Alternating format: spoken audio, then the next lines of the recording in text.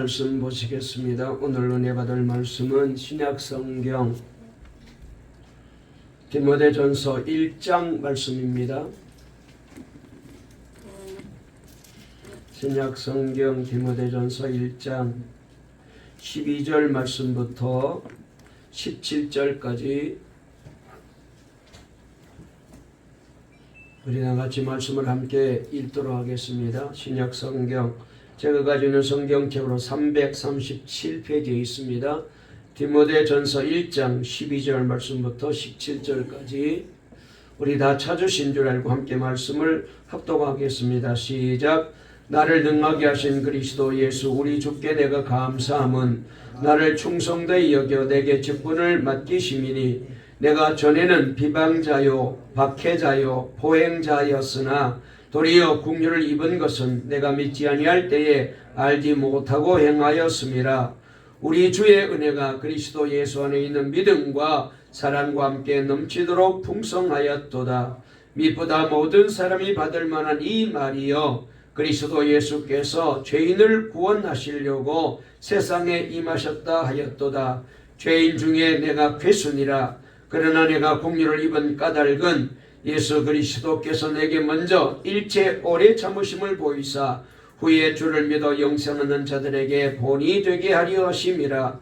영원하신 왕 곧 썩지 아니하고 보이지 아니하고 홀로 하나이신 하나님께 전기와 영광이 영원무궁하도록 있을지어다. 아멘. 우리 이제 앞뒤 좌우에 있는 분과 인사 나누실까요? 이렇게 인사하십시다. 4월 한 달 동안도 하나님과 동행하세요. 오늘도 우리 주님이 함께 하십니다. 은혜 받고 주님 앞에 쓰임 받읍시다.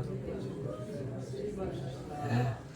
오늘 설교 제목 한번 따라해 보실까요? 주님께 쓰임 받는 사람. 오늘 이 제목으로 말씀을 전할 때에 우리 모두에게 은혜가 되었으면 좋겠습니다. 실로암 안과병원을 아십니까? 저기 강서구 둔총로에 있는데요. 지금까지 세상을 보지 못하고 살아가는 시각장애인들을 수천 명 무료로 치료해주는 그런 귀한 기독교 병원입니다. 물론 기독교인들, 교인들의 헌금을 통해서 교회 헌금을 가지고 운영되는 그런 병원이죠. 그런데 이 병원을 만드신 분이 계십니다. 바로 김선태 목사님이십니다. 이분이 10살 때 6.25 전쟁이 벌어졌어요. 그때 온 가족이 폭탄에 맞아 다 죽고 이분 혼자만 살아났지만 고아가 되고 말았습니다. 거기에다가 폭탄 파편에 파편이 눈에 들어와서 실명까지 당하게 되었습니다. 시각장애자가 된 것이죠.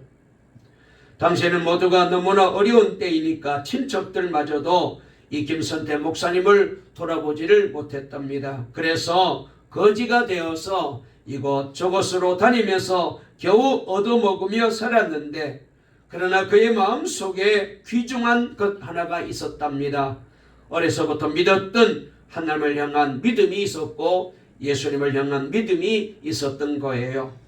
그래서 그가 늘 하나님을 의지하고 기도하고 사는데 어느 날 하나님께서 이렇게 말씀을 들려주시더랍니다.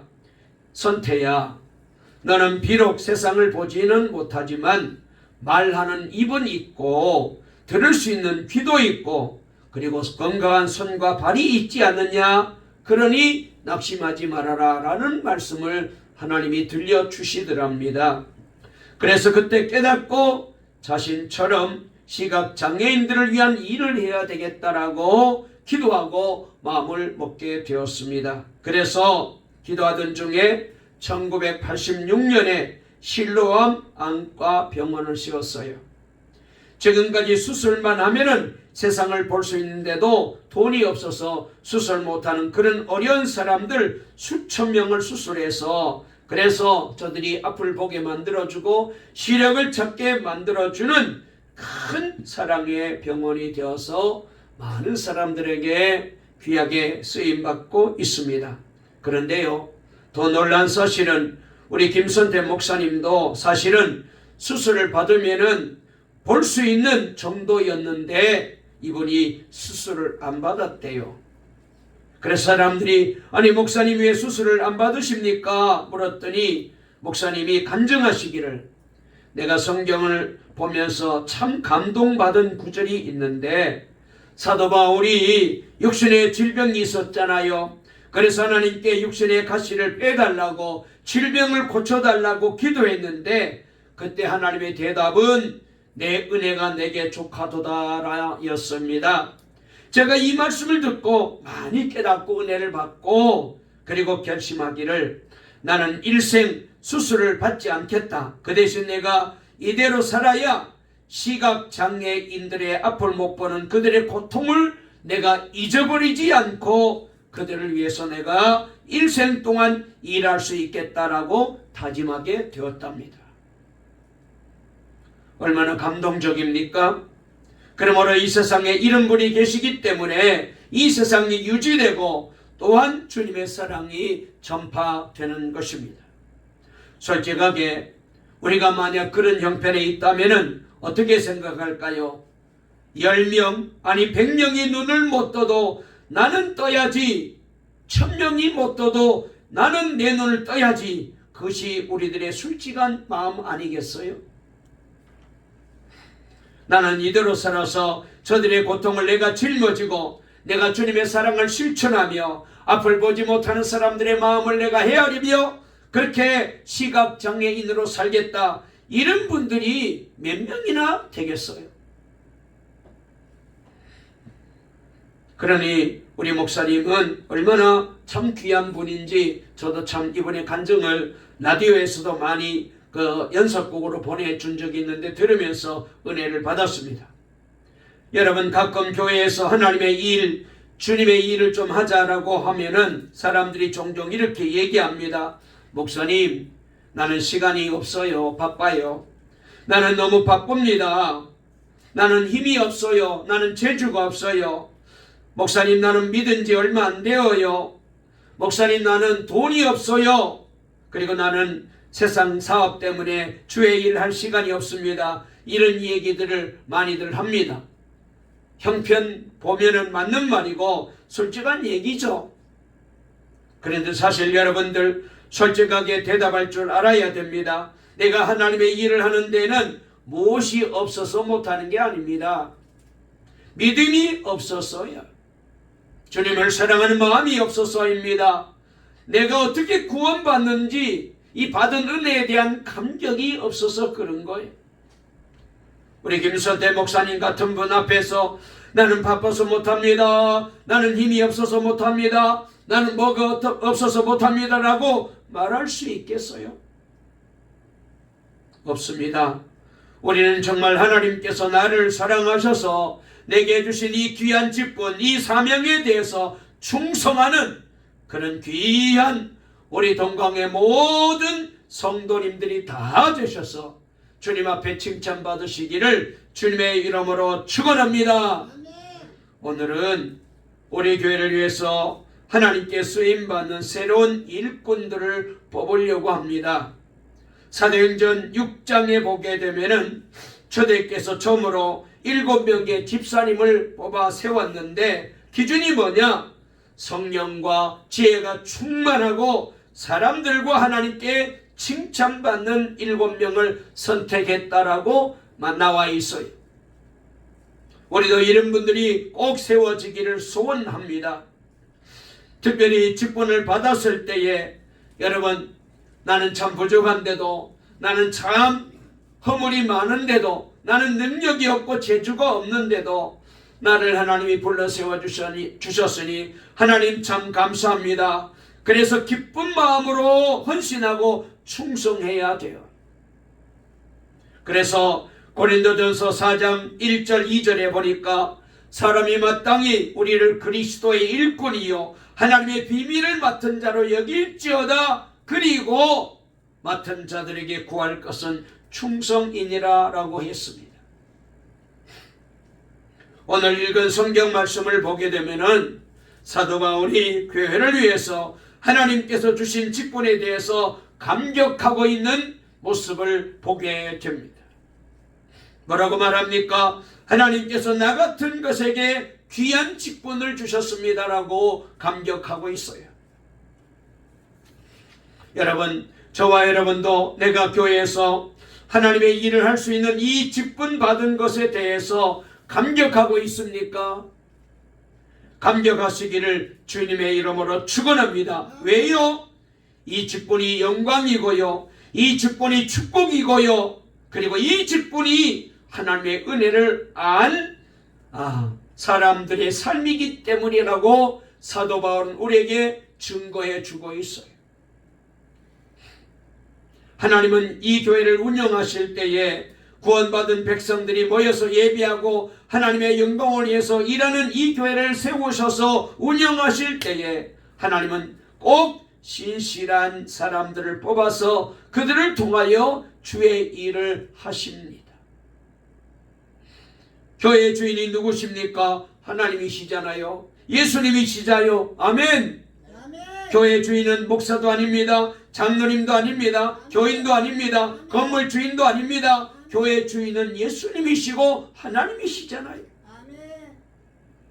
교회를 움직이시는 분은 성령의 능력입니다. 교회의 법은 하나님의 말씀이잖아요. 그러니 이런 하나님의 아름다운 모임인 교회 공동체 모임에서 내가 무엇을 할 수 있다, 이것은 영광 중의 영광이죠. 축복 중의 축복이죠. 그래서 이런 교회 직분에 대해서 알게 되면은 기쁨이 넘쳐요. 행복합니다. 주님 앞에 쓰임 받는 것이, 주님이 나를 알아주고 써주신 것이 너무너무 귀하고 복이 된 거예요. 이 직분이 무엇인지를 모르니까, 이 직분을 누가 주셨는지, 왜 주셨는지를 모르니까 힘들고 어렵고 부담스럽다고 말해요. 사랑하는 성도 여러분, 2024년, 아니 내 일생을 하나님의 사랑과 축복 속에 아름답게 살아가는 우리 동강의 모든 성도들 다 되시기를 주의 이름으로 축원합니다. 그리고 하나님께서 여러분들에게 맡겨주신 이 사명 잘 감당하는, 그래서 주님 앞에 멋지게 쓰임받는, 그래서 마지막 날 주님 앞에 섰을 때에 잘했다 칭찬받으시고 멸류관 받으시고, 여러분 때문에 교회가 부흥되고, 여러분 때문에 가족이 복을 받고, 여러분 때문에 여러분 주변에 있는 사람들이 믿음이 생기게 되는 그런 귀한 성도로 쓰임받게 되시기를 주님의 이름으로 축원합니다. 그래서 몇 가지 말씀을 여러분들에게 함께 나누면서 은혜 받으려고 합니다. 자, 맨 먼저 한번 따라해 보실까요? 직분은 영광이다. 더 크게 하실까요? 직분은 영광이다. 아멘. 사도 바울은 말하기를 직분은 영광이라고 말했습니다. 오늘 12절에 이렇게 말씀하셨는데요. 자, 우리 다 같이 12절도 돌아가서 우리 한번 읽어볼까요? 다 같이 읽겠습니다. 시작. 나를 능하게 하신 그리스도 예수 우리 주께 내가 감사함은 나를 충성되이 여겨 내게 직분을 맡기심이니. 그랬어요. 자, 왜 영광이냐?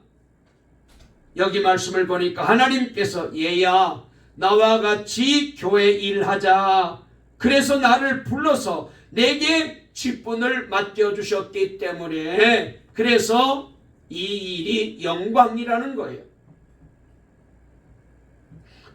여러분 한번 우리가 생각해 볼까요? 가령 예를 들어서 윤 대통령이 여러분에게 찾아와서 함께 일하자라고 여러분들을 부르시면은 여러분 거절할 사람이 있을까요?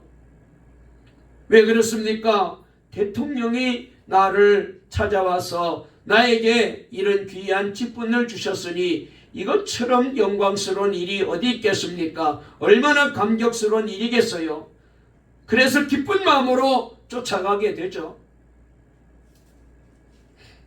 대통령이 부르면 얼마나 좋습니까? 청와대에 가서 임명장 받고 직분 받게 되면 얼마나 영광이 됩니까? 여기에 못 가서 애타는 사람들이 수천 명이나 수억만 명이 되는데, 그런데 여러분, 그 정도가 아닙니다. 하나님께서 만왕의 왕이신 하나님께서, 예수님께서 우리를 부르시면서 얘야, 나와 함께 같이 일하자. 그리고 내게 직분을 맡겨주신 거예요. 그래서 여러분, 이 직분은 여러분 대통령의 준 직분과 임명장과 비교가 안 됩니다. 그래서 최고의 영광에 여러분 쓰임받는 일이 바로 주님께 하나님 교회에 쓰임받는 일이기 때문에 영광이에요.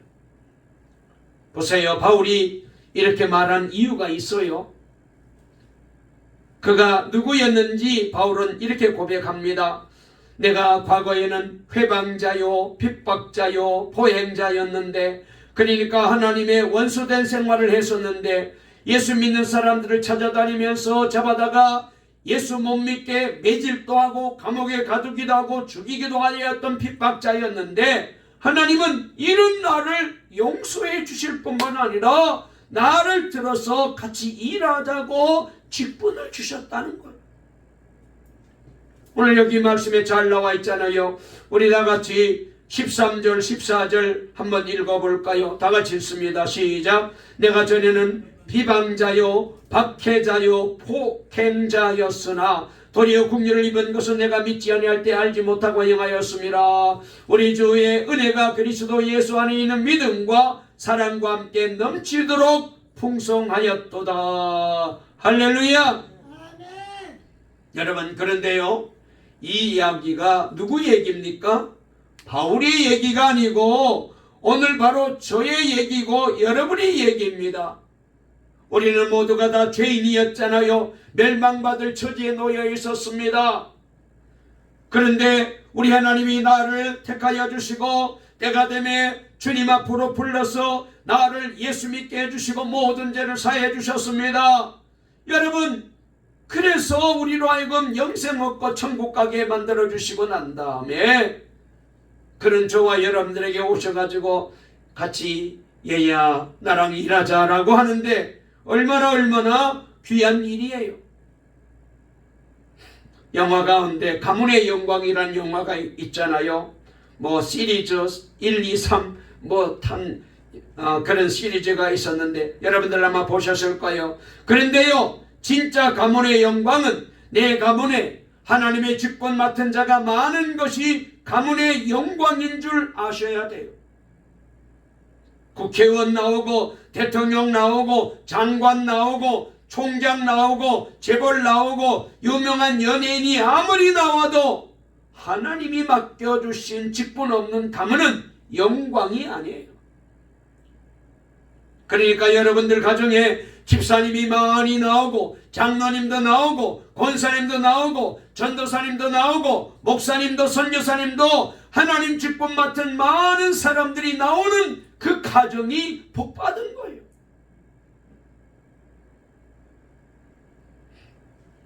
국회의원 그 명함 가지고는 천국 가서 문지기도 못합니다. 못 들어가요. 대통령 그 명함 가지고는 천국 가서 문지기도 못합니다. 못 들어가요. 하나님이 주신 직분을 맡으시기 바랍니다. 영광입니다. 그러니까 여러분, 영광스러운 이 직분을 얻도록 힘을 써야 돼요. 여러분, 신앙생활을 그럭저럭 하려고 하지 마세요. 그럭저럭 하면은 그럭저럭 신자 되고 맙니다. 어떤 사람은 말합니다. 목사님 꼭 직분이 있어야 됩니까? 겸손한 척 얘기하는데요, 그것은 틀린 것입니다. 그리스도인에게는 거룩한 욕심이 있어야 돼요. 육신의 욕심은 나를 망하게 하지만 거룩한 욕심, 영적인 욕심이 있어야 됩니다.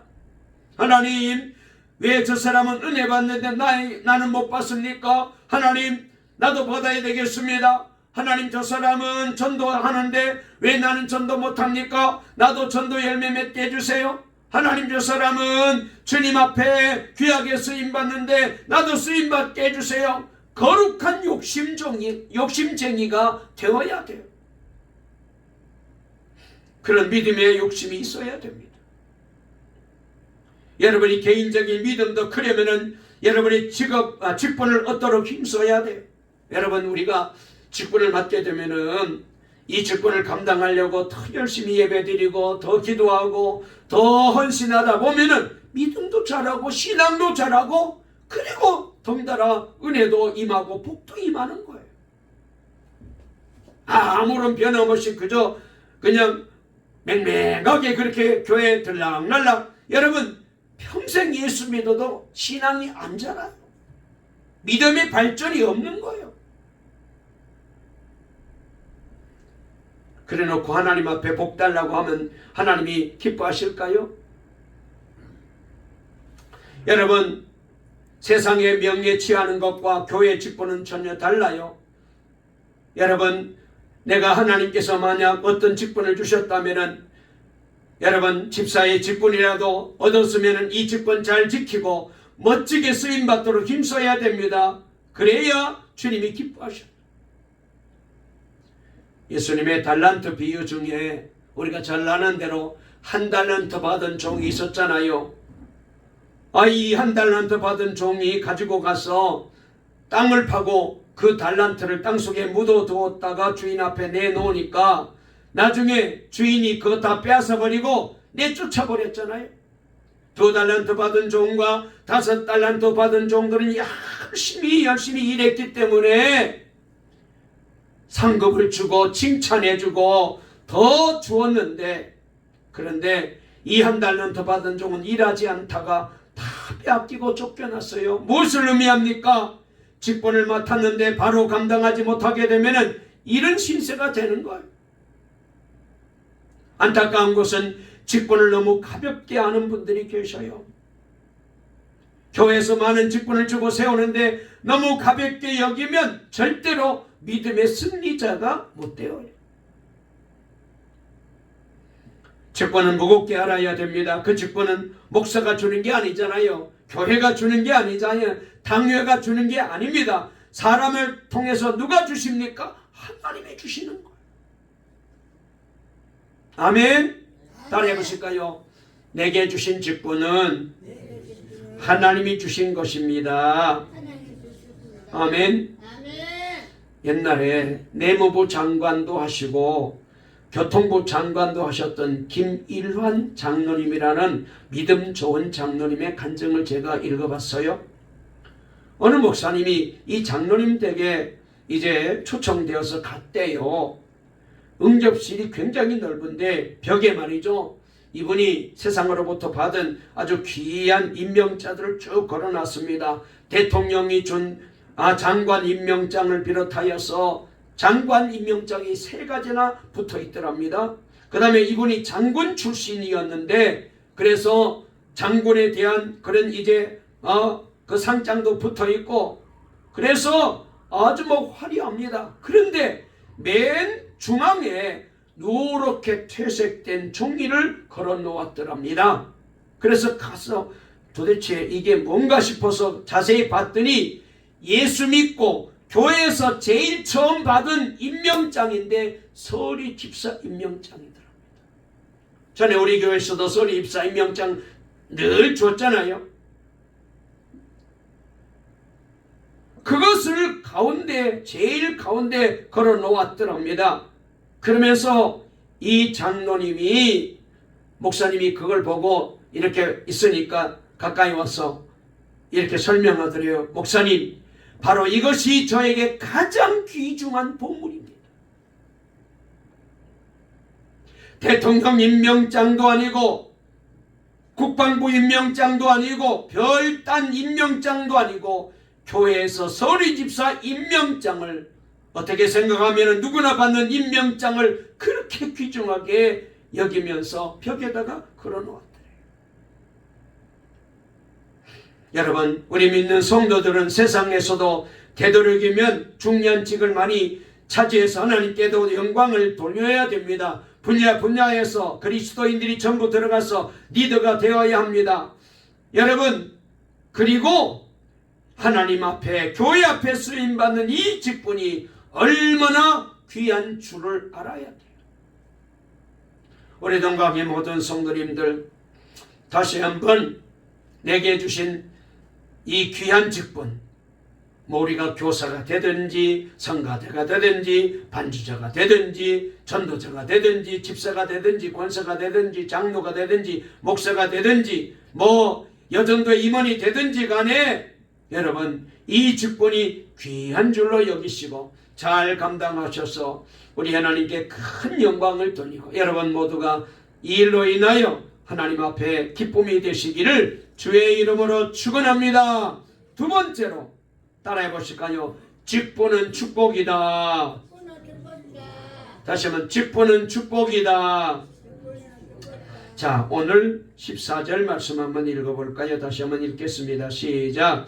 우리 주의 은혜가 그리스도 예수 안에 있는 믿음과 사랑과 함께 넘치도록 풍성하였도다. 할렐루야. 자, 여기 말씀해 보니까 사도 바울이 뭐라고 고백하느냐?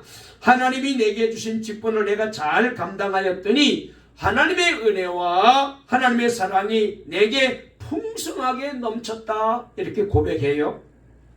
여러분, 그렇습니다. 직분은 축복이에요. 복받는 비결입니다. 하나님은 우리에게 복을 주실 때에 가만히 앉아있는 사람에게는 복을 주지 않아요. 그래서 보면은 하나님이 우리에게 축복하실 때 꼭 일을 시키고 직분을 주신 거예요. 그래서 그 일을 잘 감당할 때 복을 주시는 거예요. 그러므로 내가 어떤 직분을 교회에서부터 받았다. 하나님께서 나에게 복 주시려고 하신 줄 알고 아멘 믿으시면 돼요. 아멘. 우리 하나님은 일하기 싫거든 먹지도 말라고 하셨잖아요.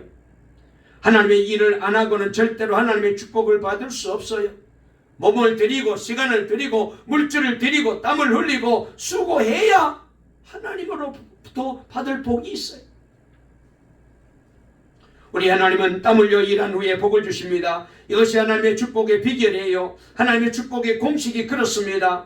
하나님은 꼭 일하는 자에게 복을 주셔요. 여러분, 저와 여러분들은 그래서 기도하는 것부터 시작해가지고 다 주님의 일이다 생각하셔서 여러분 열심을 내셔야 돼요. 기도도 여러분 그냥 우리가 소리질러 하나님 앞에 구했다고 다 응답되는 게 아닙니다. 여러분 기도도 일입니다. 성경에 우리 주님이 이렇게 말씀하셨습니다. 구하고 찾고 두드려라 라고 말씀하셨습니다. 여러분 그렇습니다. 입으로 앉아서 하는 것으로 끝나서는 안 돼요. 발로 찾아가고 손으로 두드려야 됩니다. 그래야 응답의 문이 열리게 되는 거예요. 그래서 직분은 축복이에요. 장로님들 가운데 우리 교회 박동재 장로님도 참 귀하신 분이시고요. 제가 참 너무 사랑하시는데 장로님들 가운데 믿음 좋은 분들이 많이 계십니다. 그 중에 여러분들이 잘 아시는 박성수 장로님 아시잖아요. 이분이 이랜드 그룹의 회장인데요. 이분이 2004년도에 가장 존경받는 그리고 가장 깨끗하고 가장 열심히 일한 기업가로 우리나라 경제인연합회에서 한 명을 뽑았는데 그때 이분이 뽑혀서 그래서 이제 사람들에게 알려졌습니다. 여러분 이랜드 하면은 가장 큰 특징이 잘 아는 대로 주일날 문 닫는 회사라고 알려졌잖아요. 그래서 이분이 이렇게 이제 하게 된 이유가 있답니다. 이분의 이런 말을 했어요. 나는 재벌의 회장이기 전에 교회의 시무장로입니다. 장로니까 하나님의 말씀대로 살아야 되죠. 성경에 보니까 너도 쉴 뿐만 아니라 내 집에 유하는 객도 쉬라고 했으니까 다 쉬어야 된다. 그렇게 했더니 하나님께서 우리 기업에 매년 75%의 매출을 성장시켜 주셨습니다. 이분이 이렇게 간증했어요. 이랜드 계열의 상점은 주일날 무조건 문 닫잖아요. 자기도 주일을 지키고 내 집에서 일하는 종이나 그 다음에 나그네들도 함께 안식일을 지켜라. 주님이 말씀하신 그대로 순종한 거예요. 여러분 이렇게 우리가 직분을 잘 감당하게 되면은 하나님께서 약속하신 대로 복을 주셔요. 특별히 이분은 유명한 록펠러의 그 이제 신앙을 이어받아서 기업의 2분의 10분의 1을 전부 선교하고 봉사하고 어려운 이웃들을 위해서 교회를 위해서 헌신하는데 그렇게 물질을 드리며 살았던 분이십니다. 하나님의 영광을 드러내는 일을 한 거죠. 우리 동강의 모든 성도님들도 직분을 잘 감당하셔서 여러분 모두가 다 축복받고 사시기를 주의 이름으로 축원합니다. 집사의 직분도 잘 감당하시고 권사님의 직분도 잘 감당하시고 목사님의 직분도 감당하시고 장로님의 직분도 교사의 직분도 무슨 일이든지 잘 감당하시면 하나님이 복 주실 줄로 믿으시기를 바랍니다. 마지막으로 직분은 신앙 고백이에요.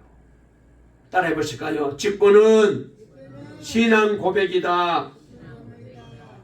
구원 얻는 은혜를 깨달은 자는 직분을 잘 감당해야 됩니다. 내가 물에 빠져 죽게 되었는데 어떤 사람이 나를 건져내려고 뛰어들었는데 나는 살려내고 만약 그분이 힘이 빠져가지고 물에 빠져 죽었더라면은 여러분 내가 그분을 죽을 때까지 그 가족을 여러분 고마운 마음을 그 은혜를 잊을 수가 있을까요? 못 잊죠.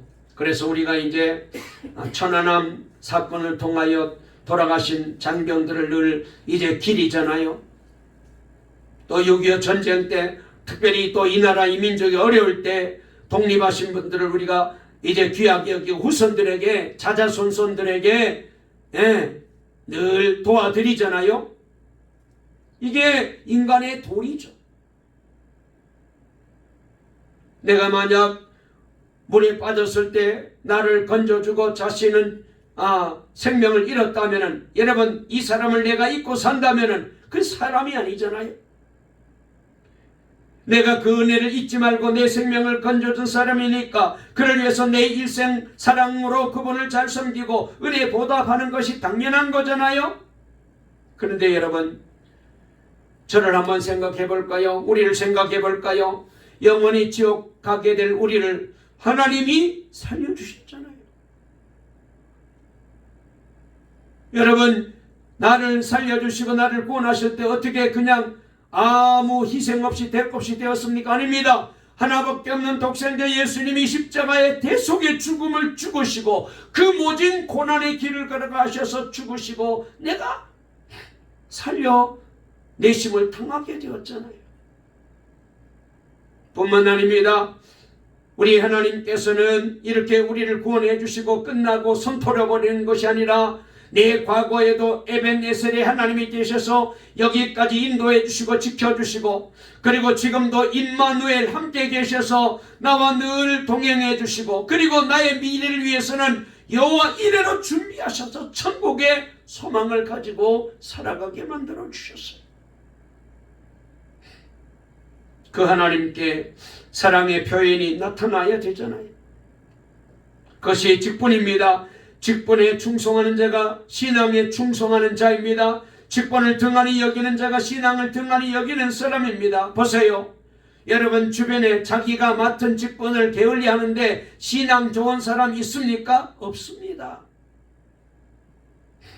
신앙생활은 그렇게 하는 것이 아닙니다. 하나님께서 그렇게 충성된 자에게는 꼭 직분을 맡기시고 그 직분을 감당하여서 축복의 생활을 하도록 만드시는 거예요. 인생을 연구하는 철학자들의 가장 큰 질문이 뭡니까? 도대체 인생은 어디서 왔으며 무엇을 하다가 어디로 가느냐? 그런데 우리는 그 해답을 얻기 위해서 철학자 방을 찾아갈 필요 없습니다. 이미 성경에 답이 다 나와 있잖아요. 따라해 보실까요? 저를 보시고 한번 크게 따라 배웠어요. 인생은 하나님께로부터 와서 하나님의 영광을 위해 살다가 하나님께로 가느니라. 아멘. 그게 바로 인생이에요. 그러니까 우리가 이 땅에 올 때 하나님은 아무 의미 없이 보내는 것이 아닙니다. 다 하나님의 영광 위에 살라고 보내셨어요. 그것이 바로 직분이에요. 거기에다 좀 더 구체적으로 나온 것이 교회 집사요, 교회 권사요, 장로님이요, 목사님이요, 찬양대원이요, 교사요, 목장의 리더요, 전도자입니다. 그래서 우리는 모두 다 직분자예요. 여러분, 우리가 신자가 된다는 것은 하나님 앞에 자기의 책임을 깨닫는 거예요. 하나님 앞에 자기의 책임을 깨닫지 못하는 사람은 비록 바른 신앙인이 아닙니다. 교회에서 제일 많이 세우는 직분이 바로 집사님이시잖아요. 이 집사라는 말의 뜻이 무엇인 줄 아시잖아요. 한문이 잘 표현하고 있는데, 한문을 보게 되면은 집자가 잡을 집, 그 다음에 사자는 일사자입니다. 그러니까 집사는 누구냐? 주님의 일을 잡고 일하는 사람이다, 그런 뜻이잖아요. 그냥 명예로 집사님 불러주는 게 아니죠. 여러분 손에 하나님의 일이 잡혀 있다면 여러분은 집사님입니다. 그런데 만약 내가 주를 위해서 일하는 것이 아무것도 없다, 그거는 잘못하고 있는 거예요.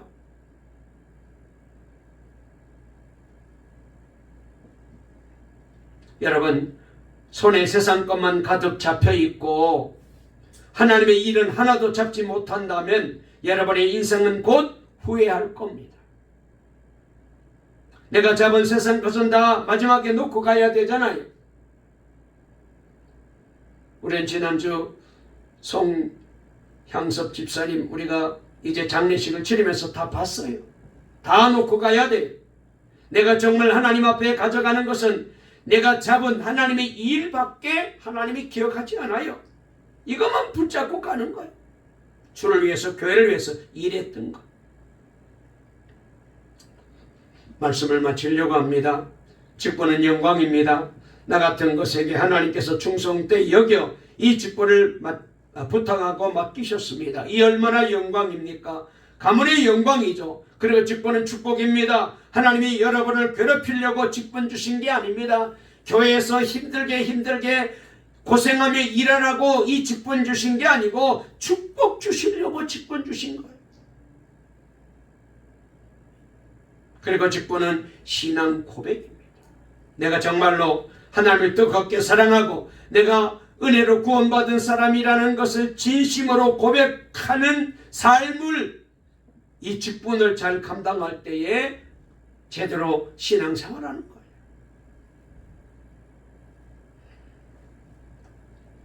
오늘 우리가 이제 몇 분의 권사님을 우리가 이제 직분자로 선택하려고 합니다.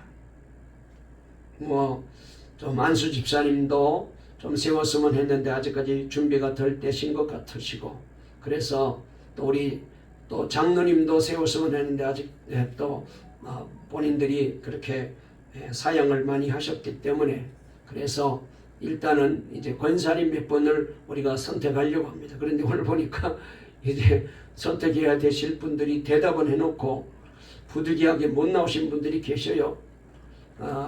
보니까 우리 김선미 집사님 어젯밤에도 오늘 새벽에도 전화했는데 오늘 그냥 몇 주 계속해서 교회에 나왔다 아까 보니까 거기서 부득이하게 몇 사람을 이제 휴가 보내고 집사를 거기 넣는 바람에 오늘 어떻게 하든지 뭐 잠깐이라도 와 보겠다고 했는데 아직까지 안 왔네요.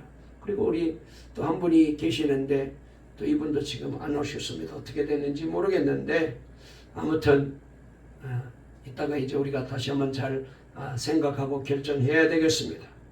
여러분, 하나님의 교회 직분을 잘 감당해서 하나님이 가장 바라시고, 그리고 여러분 모두가 복받는 그리스도인이 되셔서 주님 앞에 멋지게 쓰임받는 행복한 우리 동강교회 저와 여러분 모두가 다 되시기를 간절히 주의 이름으로 축원합니다. 살아계신 하나님 감사합니다. 오늘도 복되고 귀한 주의 날을 허락해 주시고 이 시간 주님 앞에 나와 이렇게 예배드리며 말씀으로 은혜 받게 도와주시니 감사합니다. 아버지 하나님, 오늘 말씀을 통하여 다시 한번 깨닫습니다. 직분은 영광입니다. 그리고 직분은 축복입니다. 직분은 신앙 고백입니다. 아버지 하나님, 우리 하나님은 우리를 직분 줘가지고 고생하며 예수 믿으라고 한 게 아닙니다. 가지고 있는 것 다 내어놓으라고 직분 주신 게 아닙니다. 아버지 하나님, 직분은 정말로 하나님 께서 나를 사랑하셔서 충성되이 여겨 이 귀한 직분을 맡겨주셨습니다. 목사의 직을 맡았든지 장로님의 직을 맡았든지 안수 집사님의 직을 맡았든지 권사님의 직을 맡았든지 집사님의 직을 맡았든지 성가대가 되었든지 반주자가 되었든지 교사가 되었든지 여전도의 남전도의 일이 되었든지 모든 직분은 하나님께서 주셨습니다. 너무나 귀한 일입니다. 잘 감당하여 하나님께 영광을 돌려드리고 내가 그 직분을 감당하여 복을 받게 도와주시고 그리고 정말로 올바른 신앙의 사람으로 날마다 하나님께 영광 돌리며 살아가는 우리 동강의 모든 성도들 다 되게 도와주시옵소서. 예수님의 이름으로 간절히 기도 올리옵나이다. 아멘.